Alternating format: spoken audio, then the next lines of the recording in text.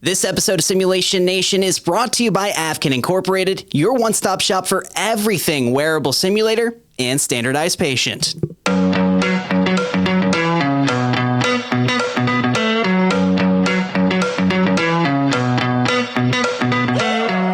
Hey everybody, and welcome to Simulation Nation. We are really excited to talk to you guys more about standards best practice and having Teresa Gore on this episode to do kind of an interview to give really kind of a peek behind the curtain of how they got started with that. Teresa is the past and Axle president.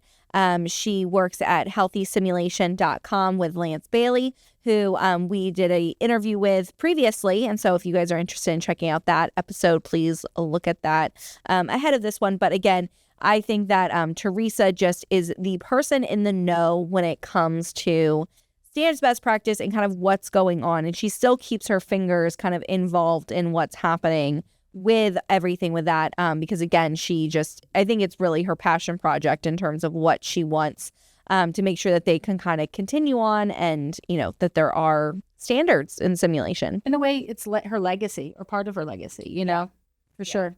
Yeah, absolutely. And I think, again, I'm really excited to hear about it. It's going to probably take me back because, I remember when they came out for the first time in 2011 and how important it was that we had something, because at the time, you were kind of a one-man band or a two-man band in the simulation area. It's obviously grown in many sim centers around the world, but at the time it was very limited. And so having some way to measure yourself about whether you were doing a good job or finding out things that you could do that would improve things.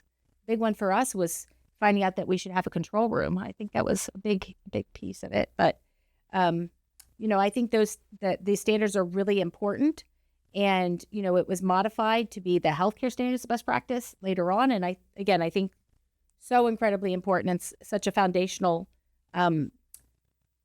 document or living document that we have for our work in simulation. Well, I think just as a new emerging field, it's really important to be able to have these standards. And I think that there's a lot of things that we've done as a company looking back on that are building blocks, right? And it's kind of like, well, if we wouldn't have had that building block, we wouldn't have been able to get to that next level or that next step.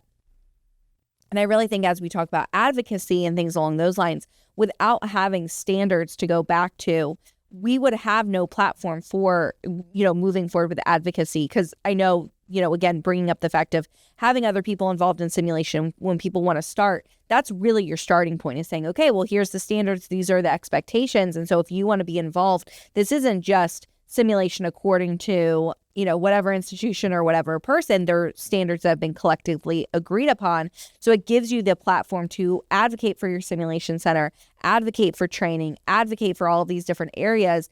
And if we wouldn't have had that to go back to, I really think that it would have stunted the growth of simulation as a whole, because again, everyone would have kind of been out there doing what they want to do, determining if they think it's successful or not successful, and then moving forward with that. But because there was kind of this playbook to go back to and say, hey, you need to be incorporating all these different areas, it really then gave people the ability to say, hey, we can't just do simulation however we want to do simulation. There's ways of doing simulation.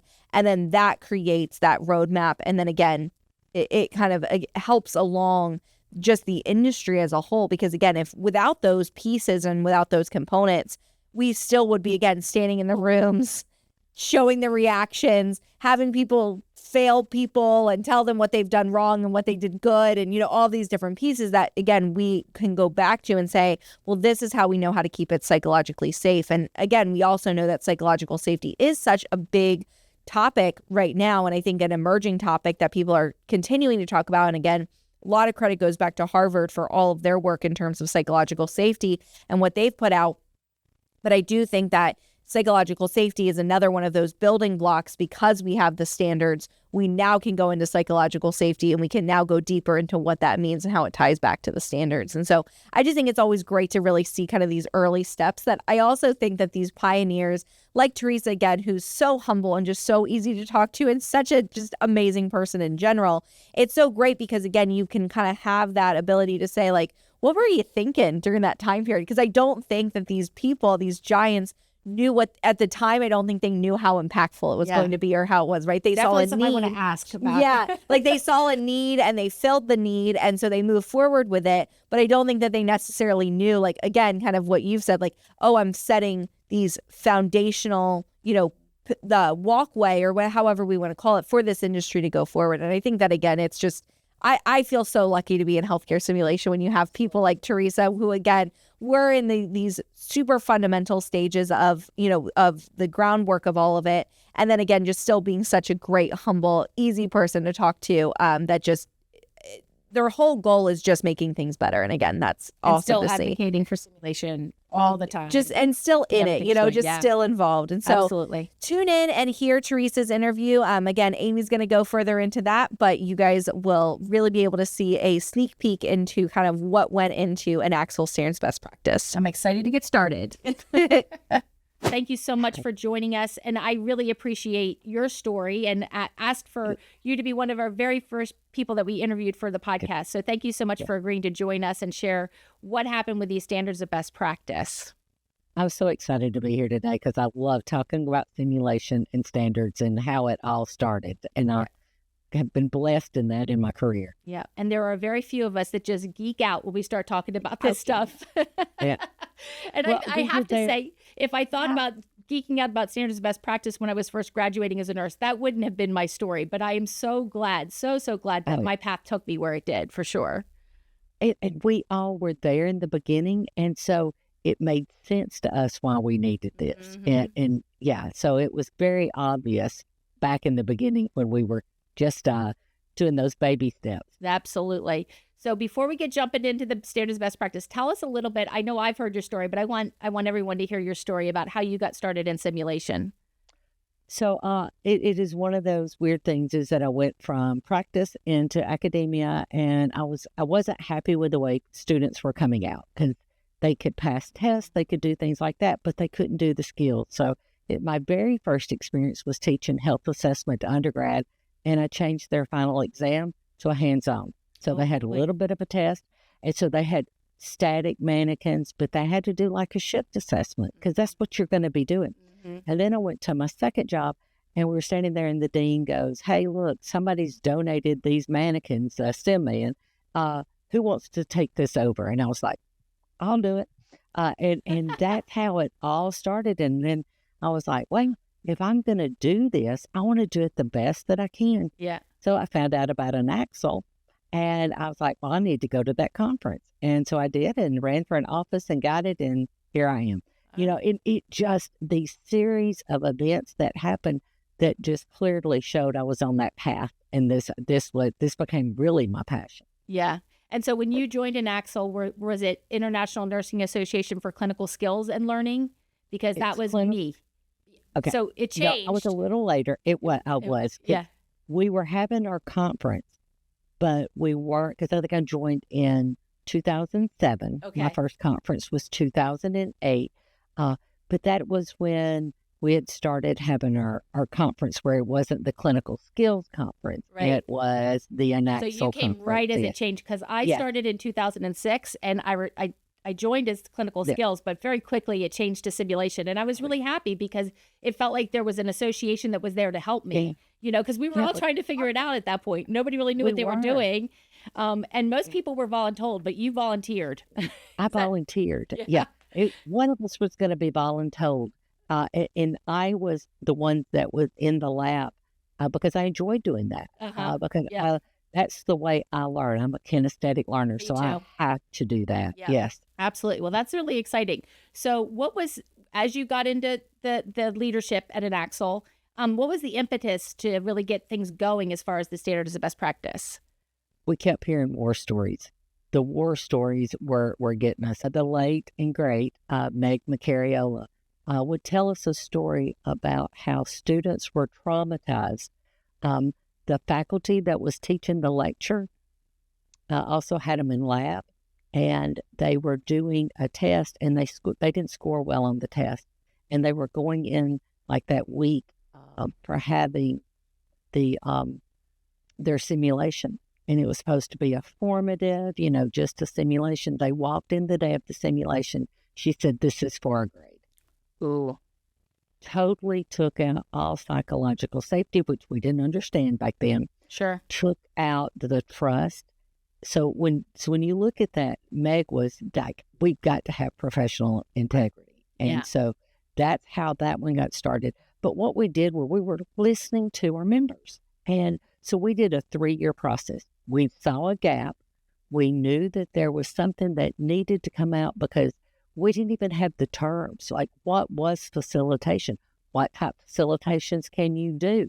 You know, and I remember when Nayring and Lashley came out with the book about simulation, and they were like partial instructor-driven facilitation and instructor-driven. And I ran into the lab going, we've got a name, we're doing it right. Because that, you remember what it was like is that when somebody validated what you were doing, you were so happy that, oh my God, I've got this, you know, I'm doing it right. And so we did a 3-year process. And so the board got together and we talked to our members and said, what do you need? So we put out some surveys. First we did was we bought books that were out of publishing. They were older books, but it's how do you write a standard?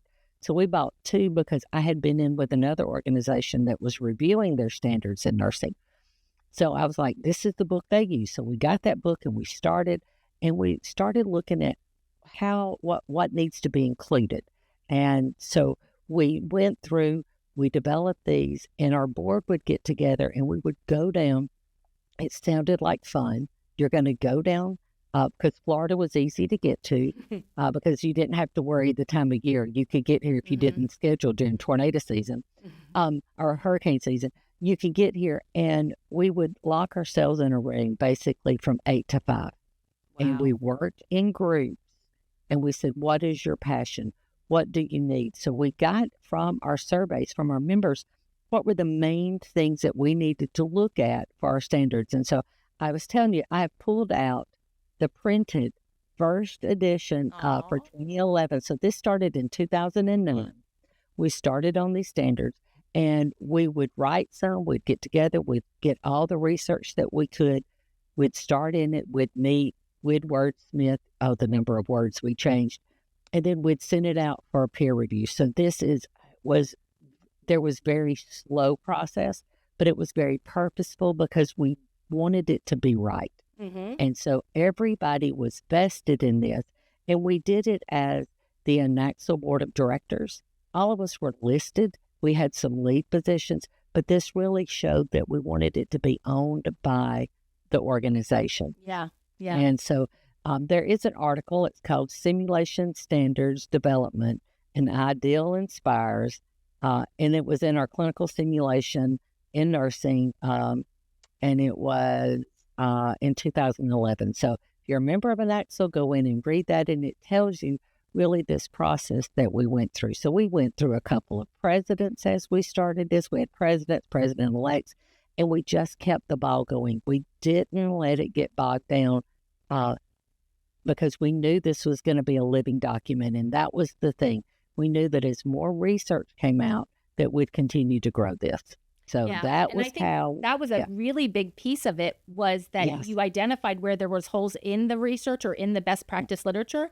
And then that really, again, spurred the next bit of research, the next piece of this. Yes. Because I remember I was working one of the standards, not as early as 2009 or 2011, but I was working on one of those. And one of the things was if there's a gap, identify it, because then that gives somebody who's working on their PhD or looking for research to do in simulation, it gives them a cause to actually do this research, which I thought was so incredibly amazing that it's not like we're not going to pretend like it's all there or that we have it all together. We're going to say, hey, we need help here. Can somebody grab this and do research on it? And I think that our simulation community really responded to that very, very well and filled in those holes, which is amazing. I mean, it's like terminology. You know, we couldn't even determine what low fidelity was, what high fidelity was, what all of these terms, which then is no longer a standard, but it is part of the standards now. But now we have a dictionary that's dedicated just to, through FSSH and through all the other collaborating organizations. That is the beauty of this, is that this was kind of that foundation that got things to getting built. And so our standards were terminology, professional integrity of participants, participant objectives, facilitation methods, simulation facilitator, the debriefing process, and evaluation of expected outcomes. The beauty of this is that we got all this written, and then we haven't told anybody how to put it together. So then you get simulation design. And that's just how, organic this is, because it was very clear in the survey is a lot of interest, little interest. Those little interests became the next edition, the next revision of this. So it was beautiful to see that. Yeah, that's amazing. So when you were, organizing these groups, was it really based off of their own particular passions? You kind of mentioned that. Yes. Like you said, here's the options that we can see right now. Which one would you choose? And you just kind of broke that up into groups. And I know at that point you took a dive into the literature. We're trying to, make sure that the terminology was at least somewhat the same. I know with standardized patients, we really struggle with the lexicon of that because research, it's called different things across the world. It's, standardized patients evokes a certain emotion, especially for medical students who have that high stakes testing, and it doesn't always have to be that way. And so we would just, we really struggle with that. And that was an article that I worked on with Jill Sanko and a few others of like, hey, let's always tag simulated participants, simulated patients, and standardized patients in the keywords. And the same thing, yes. So that it's coming up. So, and I think in simulation, we've had to do the same. It's a bit better. It's a bit easier now because simulation is usually in the terminology, but it is something that you had to work on pretty early on, I'm sure. Oh, yeah. And that was one of the things. And then we would look and say, what do you want to do your deep dive in? And so with all of us were on the board of directors. So being on the board of directors, we would sit there and go, where are we? Where do we want to go? But everything was guided by our membership. Mm-hmm. And so that was the thing. And then people who weren't on our board, who were simulation experts, we said, would you review this? We got other organizations to review too. So that's really cool. That is the beauty, is that you can't just have the name nursing. As we now know, they're the healthcare simulation standards, not just the ANACSL standards, because that limits some people's perception of the standards. Yes. And so it has just been this growing process that I've loved to see the organization continue to expand and grow. Yeah, that's amazing. So when you initially received those, you held up your very first copy. It actually made me tear up a little bit. I remember having that copy years and years ago. It was mailed. Do you remember? Yep. It was actually mailed because we had a sponsor.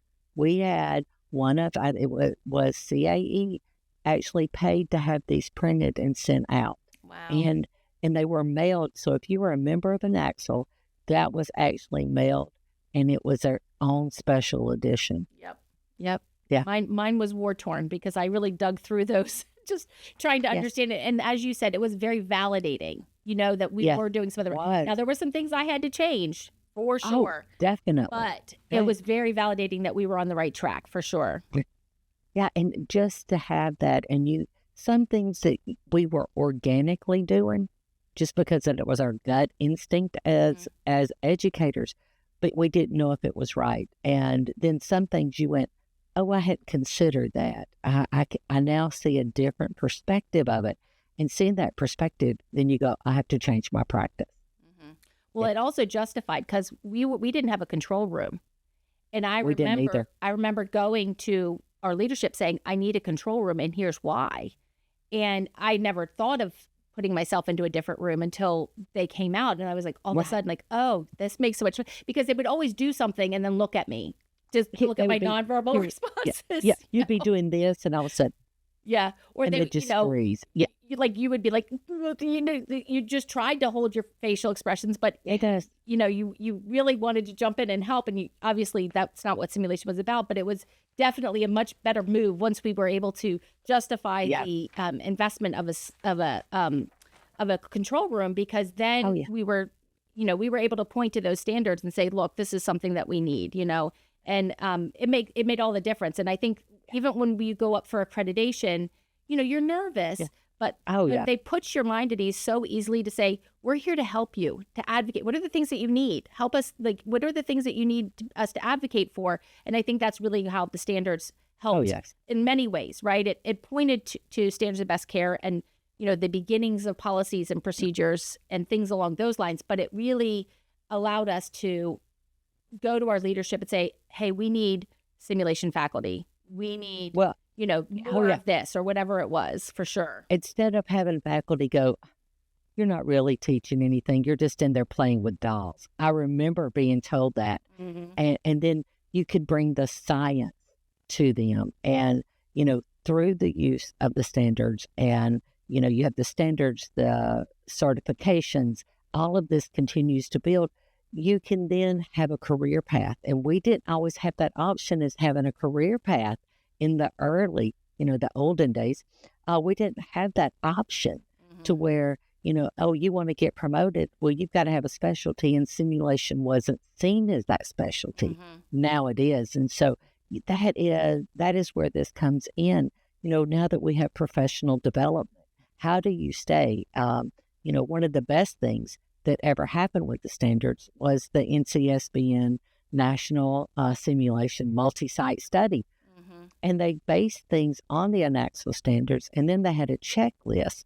And that checklist says, you've got to be trained to do this, Right. and you've got to follow the standards. And Right. so that is when you see those things come out, that's when you go, I did impact. It is like I had a small impact, and all of us did. If you used the standards, read the standards, edited the standards, made suggestions, took the surveys to guide, everybody had an impact and still will have an impact as you look at where the gaps are that help keep changing, adapting, and growing these standards.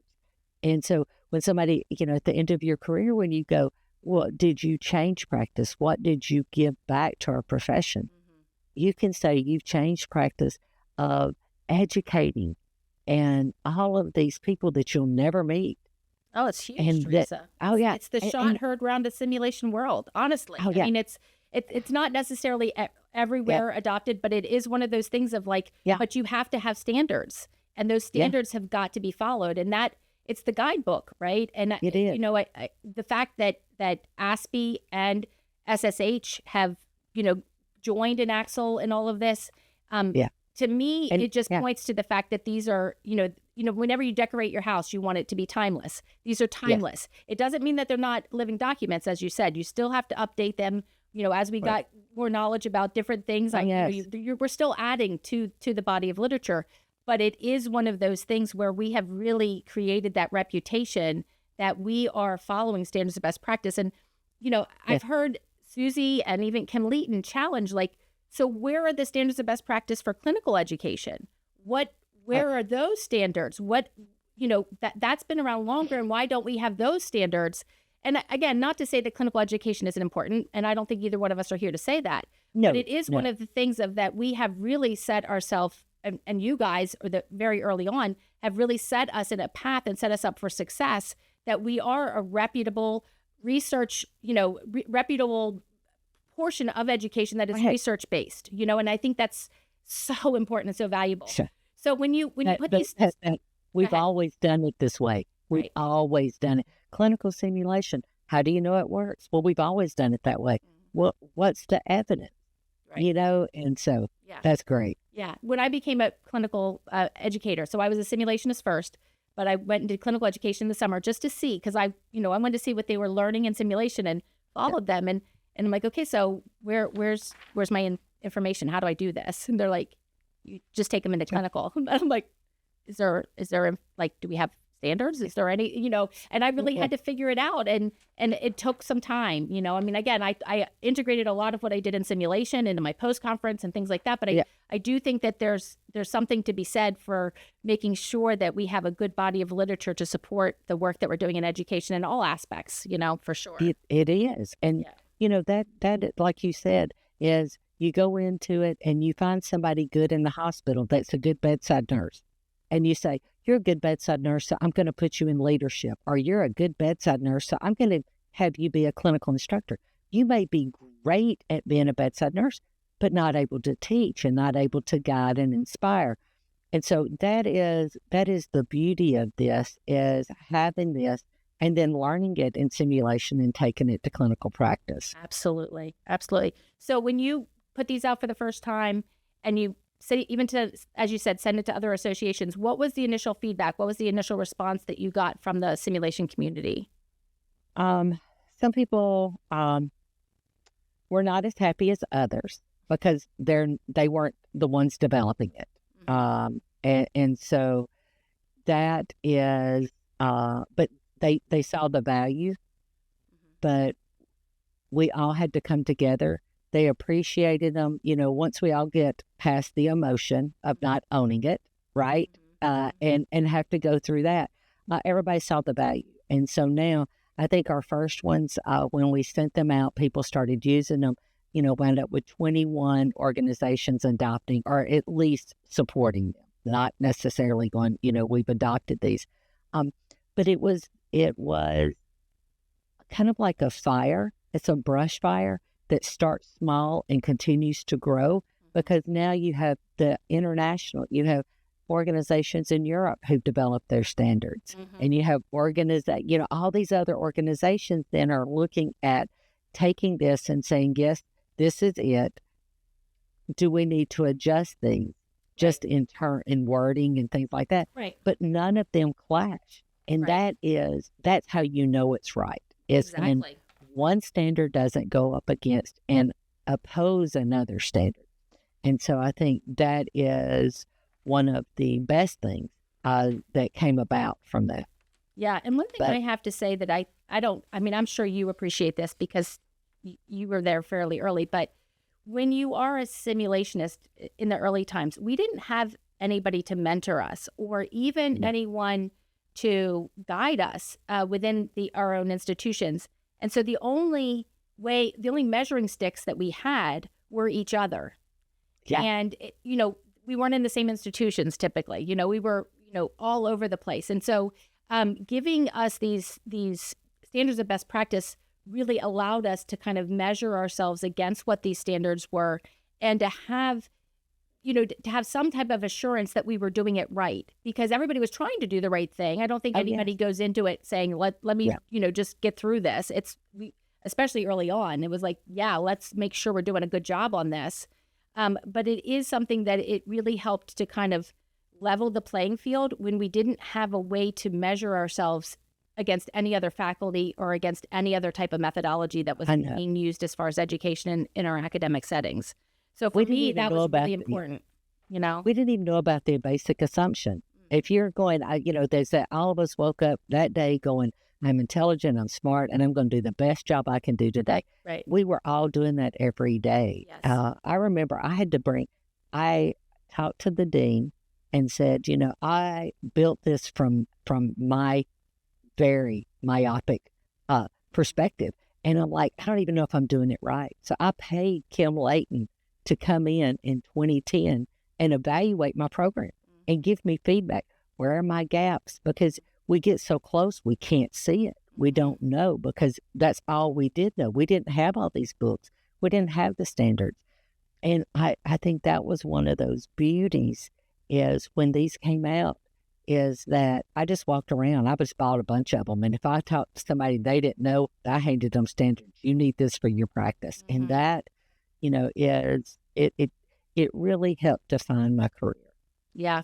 And the funny thing behind having someone come in, so, we were I worked alongside a maternal child instructor who, she was a clinical instructor, she was a didactic instructor, but she did adopt simulation and took to it, but didn't necessarily follow the standards of best practice, wasn't really a part of an Axel. And she and I sometimes didn't always agree on, the educational practices and simulation. And so they called Val Howard and asked her to come in and do consulting. Yeah. And I was like, bring her on, bring her in. I'm ready. Yeah. And when she came, I showed her all of my evaluation data, all of the, simulations that we were doing, and because I was adult health specific.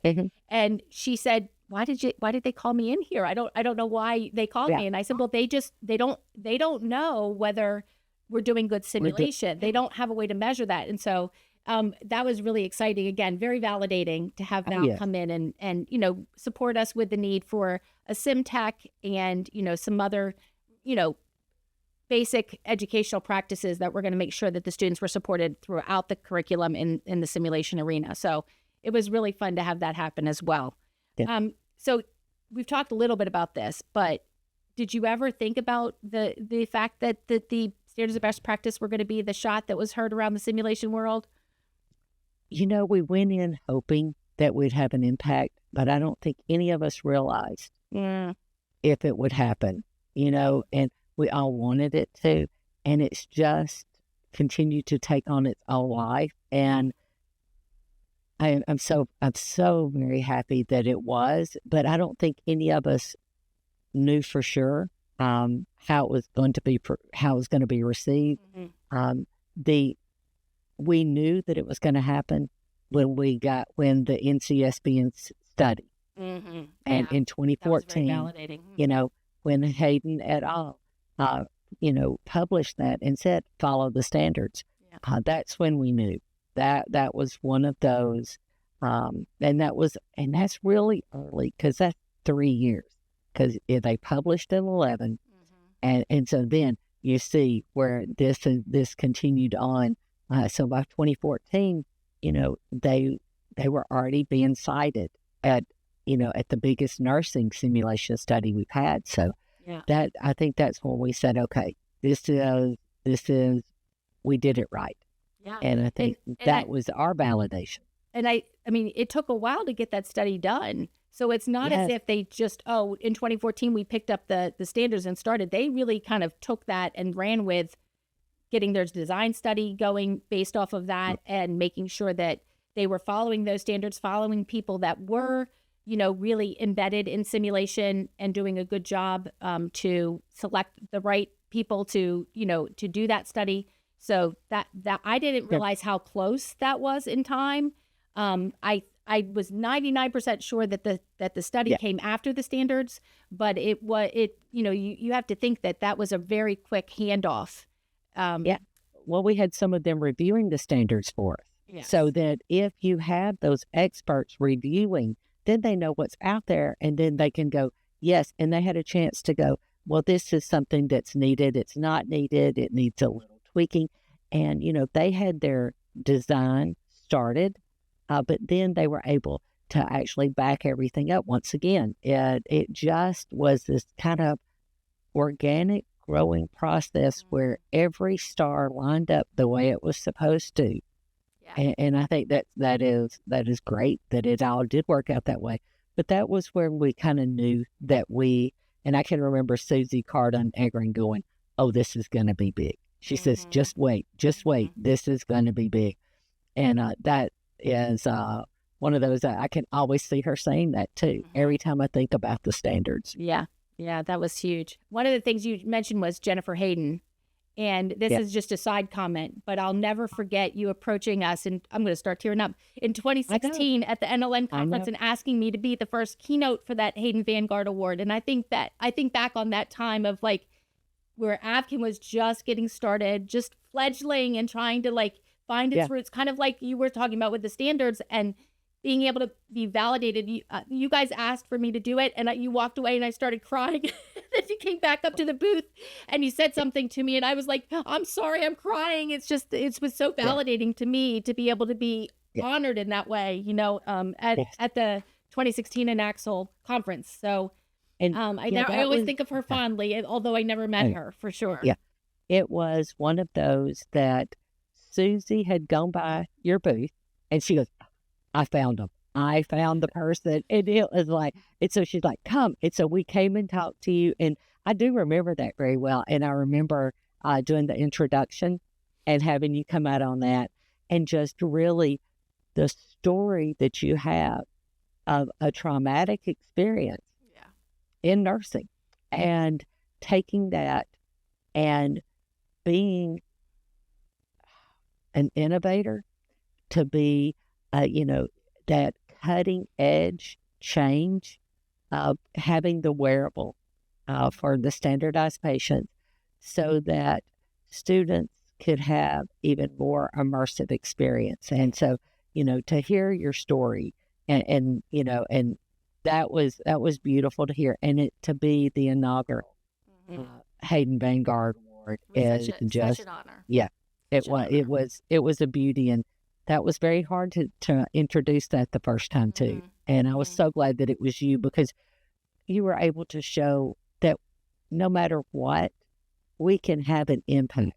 And I remember at that time you were trying to find a company. You were going to sell this idea and have them produce it.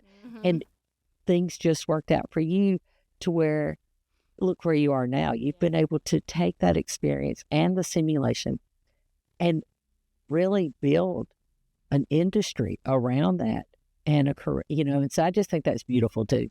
Yeah, that moment, and the moment where after Chad Epps had passed, Janice Paldonis contacted me and said that the night before Chad Epps passed, he asked for you to write the chapter on task trainers and wearable simulators in defining excellence in simulation. And to me, that was like the biggest honor that Chad Epps would have thought, to have me be the lead author on a chapter in that book. And, again, his passing only made that more sweet or sad in both ways, right?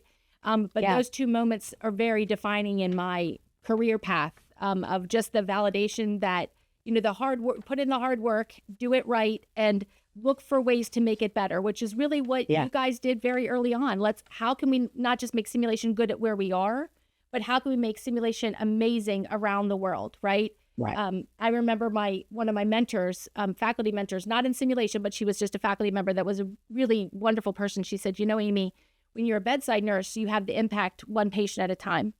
She said, when you become an educator, your ripple of influence gets larger. And you always want to look for that.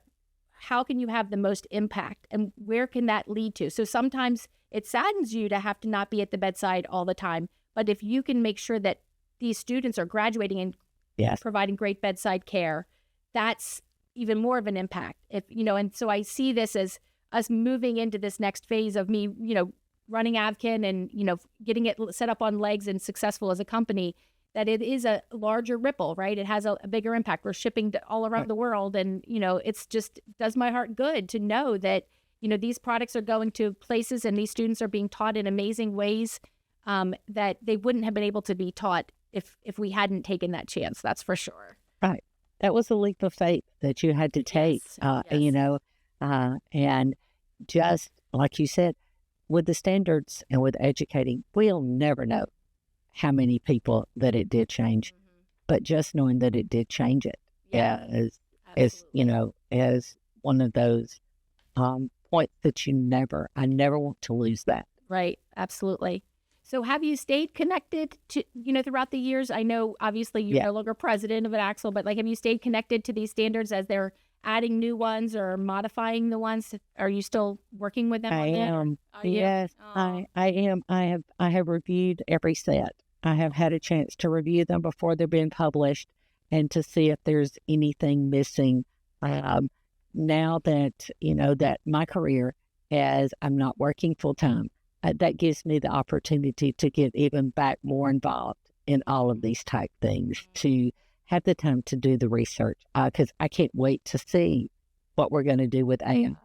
What are we going to do with all this virtual technology? Because that's a gap right now in here. And so I see that will be like the next standards to come up. And then, with my work through Healthy Simulation, I get to see all the new products coming out and get a chance to learn the ins and outs of the technology part, which I didn't have when I was doing it and teaching at the bedside. So, and so that is great. And, I'm looking forward to where we're going to go with these standards. Yeah, it's exciting. It's so exciting. And again, I think incredibly important, especially because at least the people that are one-man bands, I'm still working and doing consulting with lots of people that are still, they may have one part-time sim tech, but it's them by themselves doing even not just adult health, but even maternal child, which was crazy to me. I thought, oh my goodness, how do you possibly do all of that? But these are really kind of the lifeline for them to make sure that they are getting the support that they need and that they are doing simulation in a way that is going to grow the next generation of healthcare. It's just It was so important. So It I was me thank and you one for lab this. manager. Oh yeah, me and one lab manager, Yeah. and we had to do the simulations for all of the curriculum. Yep. And Wow. to see it now being adopted in graduate school Mhm. for APRNs, Yes. that's tremendous. Yes, So, absolutely. yeah. That's very exciting. So we end every interview. Do you have anything else that you want to share about the standards before we move on to the last question? No, I just think that everybody should find your standards, look at them, mark them up, have them printed out, mark them up, use the infographics as visuals in your sim lab. And then if you're constantly seeing something and it's an issue, contact an Axel, contact the standards committee and say, there's a gap. We need something addressed because this is just like I said, a living document. We're always looking for the best information that's available to guide this practice. Yeah. And I will say that I say this all the time, but I think the simulation community is one of the most generous and open communities in academia.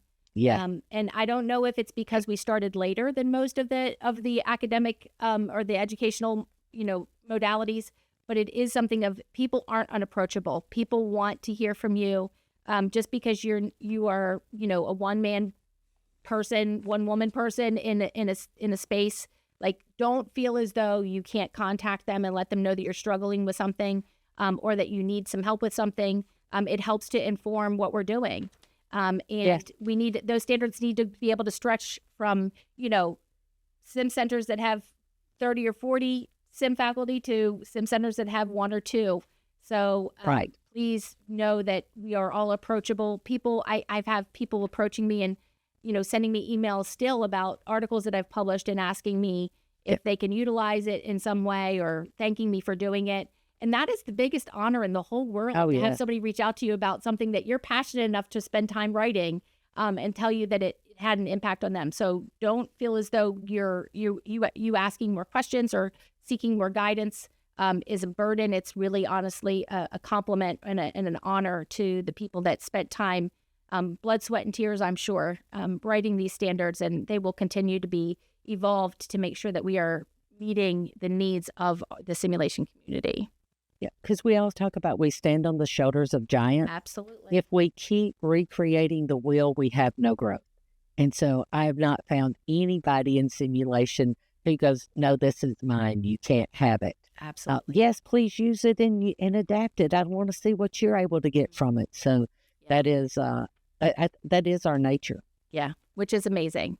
Again, I remember sharing some simulations with, was on the Anaxel listserv way back, and somebody needed a psychiatric simulation, and I shared it with someone, and one of the faculty members, tenured faculty members, said, you don't share the stuff you've written. You don't put that out there. I'm like, why? Why wouldn't we? Yeah, we And do. she said, well, it's yours. It's yours intellectual property. I'm like, yeah, but somebody has shared something with me, and we're all just trying to figure this out, right? And so I think that even today, years later, that is still the truth, and it is just so heartwarming to be a part of this community. And I thank you so much for agreeing to join us on this podcast. So I have one last question. Okay. We ask everybody because we love to hear the responses, but you're a simulationist when. So can you fill in that gap? Like, when was it that you knew, hey, I've crossed over to the profession of being the a light simulationist? side. Yeah. To the light side. Yes.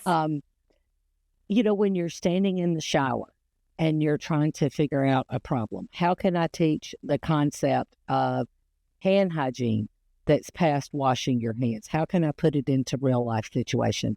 And it hits you and you do it. And I think what is the funniest part is that I was sitting there in my family and I wanted my husband to come up with the same understanding that I had, which was my truth. And I wanted him to come up and agree with me. And so I started using debriefing techniques to guide him into the process. And all of a sudden he stops and goes, whoa, whoa, whoa. You're doing that simulation stuff on me. And he turns and looks at our grown son and goes, did you know she was doing that? And he says, Dad, she's been doing that for years. I thought you knew.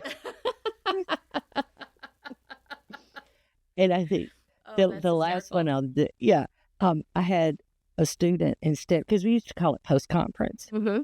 And I had a student said, oh, in our debriefing today, we can discuss this. And he didn't say post-conference. He said, in our debriefing.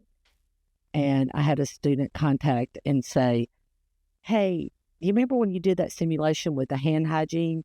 Every time I walk into an isolation room, I remember seeing the glow germ light up and everything that was infected. And I was like, I'm done. Yeah, that's it. Yeah, you definitely, especially when they come back, they make the effort to come back and tell you that. You're just like, oh, so validating. Yeah. So, yes. Well, thank you so much for joining us. I love the story. I'm going to have to use that on my husband too. I never thought about utilizing debriefing techniques, but we may be moving into that at some point in time.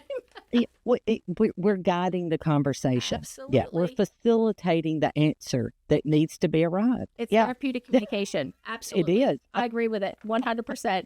So thank you so much for joining us today. We really appreciate it, your time, talent, and treasure, and appreciate all that you've done to help move the simulation community forward in such a meaningful way. Thank you for the invitation. It's an honor. I've enjoyed sitting here with you and reminiscing about some great times. Yeah, that's great. Well, thank you. All right. So we just heard from Teresa. She's amazing. I know. I will say this over and over again, but like Healthy Sim is so lucky to have, like, that was the smartest move for Healthy Sim to bring on Teresa. And from the moment I found out that they were hiring her and bringing her on, I was like, that is the absolute smartest move that they could have done. Amazing. Because again, it's just such her passion in terms of moving simulation forward, being in the know of what's going on, all of that. And I'm sure that Lance and her just have such a good time working together. But I remember finding that information out and just being like, again, she is just a wealth of knowledge. And even from my experience of working with her in terms of like getting articles out and things along those lines, like you can just tell that she loves it. And I think that that's what's so refreshing is being a simulation person, working with another simulation person, but we're working on the industry side of it. It's so refreshing because again, it's just like you get this on a whole new level and we get each other and we can just talk and it just makes things so much easier with that. Absolutely. Speak the same language. Yes, exactly. It's just kind of like, it's like, I get you, you get me. And again, it's awesome to be able to work with her. Yeah. So in terms of the Hayden Vanguard Award, I feel like that still makes you, I feel like that's still a very sensitive part for you in terms of being able to kind of go back to those moments, right? And I think that it is, like, I remember, that was actually where I first met Teresa, and obviously I didn't know her history or significance and things because I was still new in simulation at that point. But being able to kind of go back to those moments of the Hayden Vanguard Award, when we first launched at NLN, when we were not AVCAN at that time, I think we were still under the university at that time. When we were. We were working under a grant from the university. Yeah, so again, when we went out for that very first time to get feedback on things, you know, what was that kind of experience like for you from, you know, being able to talk about that now looking back on those pivotal moments that I don't know that we knew were pivotal moments, but again, they were obviously very, you know, milestones in terms of our journey going forward. Well, interestingly, like that's kind of how what she said too, is that as they were developing these, they thought they were going to be big, but they didn't know, you know, and so it's the same thing of like, we thought other people were going to buy into the idea of incorporating wearable simulators and standardized patients. I believe wholeheartedly that this was a better way to educate the learners, but getting that validation from people like Carol Durham, Teresa Gore, Susie Cardang Edgren. I mean, that was because you couldn't get validation from anybody within the institution because nobody else did simulation. Yeah. There was no way to know. And it was just, just to be honored that they came to the booth and said, this is amazing. Yeah. But then to be asked to speak at the Hayden Vanguard first inaugural lectureship because of, you know, moving simulation forward in a meaningful way, that was such an incredible honor, you know, and it still brings emotions. Yeah. And I think I was really nervous when I did present, but I you know, her validation that it was meaningful for the people in the audience was really nice too. Yeah. You know? And I think that in those moments, it's funny to me looking back on it because we just thought the pathway was going to be so different. I remember that at NLN again, it was still that the mindset was still, oh, we're just getting out this information, and basically expecting one of the big companies to come and be like, oh, this is a great idea. We're going to pick this up. And so for us, it was more of just this like, yeah, people think it's really cool and people really want it. And again, we have these big names who are saying this is important and it's significant and all this. And so it's just so funny because at the time, it's like you think you're walking in one path or you're trying to get, like it's like that's the goal. But really, it's not the goal. You have a different goal and it kind of deviates and changes based off of what comes up as we went through the process of everything. But it's so, I don't know. I think it's just so cool to kind of go back to those memories again, back in 2016, 2017. And in some ways it feels like a lifetime ago, and sometimes it feels like it was yesterday, right? It's just kind of both. Yeah. But being able to have Teresa as such an influential part of that story and that journey, again, I think that it's funny because I don't think that she really realized. I don't think we really realized. And then now looking back on it so many years later, it's like, oh, man, those were the big moments. Those were the pivotal moments. Yeah, and I mean, again, I stand on the belief that the healthcare standards of best practice are the shot that's been heard around the simulation world, right? I think that to me is, though they didn't know it at the time, it's very similar to the NCSBN study that was done. But, what she, with her talking about the fact that the standards came out in 2011, and I remember that. I was mailed a copy of those standards and used, kept them as a reference right on my desk. But then also that, with the NCSBN study that came out in 2014, that they had incorporated those standards and that they were quoting those standards. That really solidified that these standards were going to be adopted. And I think the way they actually, like the fact she was telling them this, but they went back to like, how do you write a standard? What is the methodology? And knowing that these were going to be living documents. These were going to be changed or modified as research came out. It supported so many people in their PhD work to do research on it. And it has just, again, evolved to something that is obviously much bigger than she, but has supported so many people in the simulation community. And I was really touched that she was willing to come and talk about that. Yeah, absolutely. And I think that the other thing that's so important too is what she highlighted was that even if it's not the healthcare standards best practice that people are necessarily directly incorporating, it is also that they then have their own standards. So it set the stage for saying, again, if you're not going to use these, come up with your own because you need your own. So again, looking at the international side of things, looking at these other emerging sides, I know that we talked to someone recently in the EMS world, and they were saying, well, we're going to kind of look and evaluate what standards we're going to look at in terms, but it sets the stage where it's saying you can't just do this all independently of one another. There has to be standards, and it has to go back to that. And I do think that that's one of the most important things that has set us up as an industry moving forward, that it does so much validate what we're doing, because again, we're not all out here doing our own independent things. And I think that that's, for me, it goes so much back into advocation. It goes so much back into that because we can go to governors and we can go to state officials and say, no, there are standards, and this is what we're following. Like, we're not all just out here doing our own thing. We're following these things. Here's studies that validate simulation. But again, it's just those building blocks. And again, just be able to have Teresa willing to come on and chat with us and kind of go through kind of that peek behind the curtain. Again, I think that it's, it's so great for us to be able to have her. And, absolutely, such an amazing person and just a wealth of knowledge. And again, I encourage anyone that wants to know more, like you were talking about with PhD work and things like that. Teresa is what did she say? She said she's in her preferment, not retirement, her preferment. And just in terms of if you're looking for, again, wanting to start research, wanting to get more information, people like Teresa, people like Susie, people like Carol, they are so involved in this. They're so passionate about it. Feel free to reach out to them. Again, I'm kind of speaking for them here, but reach out to them and try to get, if you're looking for more information, if you're looking for additional resources, they are the kinds of people that will stop at a conference and chat with you for 10 minutes and go over what it is that you're thinking and you want to do. They offer such encouragement, and they're just such approachable people. And I think that that's something that, I didn't even realize until we are so much further down of just how big names they were in terms of how much they've done in this world. And I think sometimes we can get a little, starstruck in terms of what they put out research-wise and things like that. But they are just such great people. So if you are early in getting started in simulation, if you have some ideas of what you want to do, they are just really great people to be able to kind of just like chit-chat with, rub shoulders with. And again, they're just so giving and so easy to talk to. And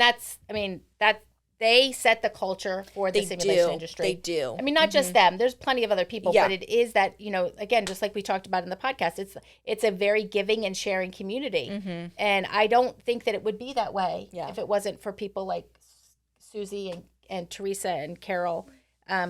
They're amazing people. And so many other, and Kim Leeton and all these other amazing people. But again, I just want to make sure that anyone who is listening, if again, you want to, get further into it, just don't get shell shocked in terms of, or I don't know, starstruck. That's the right way. That's the right way of putting it, because they are like, they're just fun people, and again, we just appreciate so much of them being able to come on, share their information, share their knowledge, and again, just being able to have some genuine relationships outside of this. It's so great to just see how much they are not only moving the industry forward, but also wanting to come back and help and give back to early simulationists who are early in their journey of things happening. So again, we appreciate it. Again, we hope that this interview was really informative and kind of gave you that sneak peek, and I hope you guys enjoyed it as much as we did, and we will see you next time on Simulation Nation.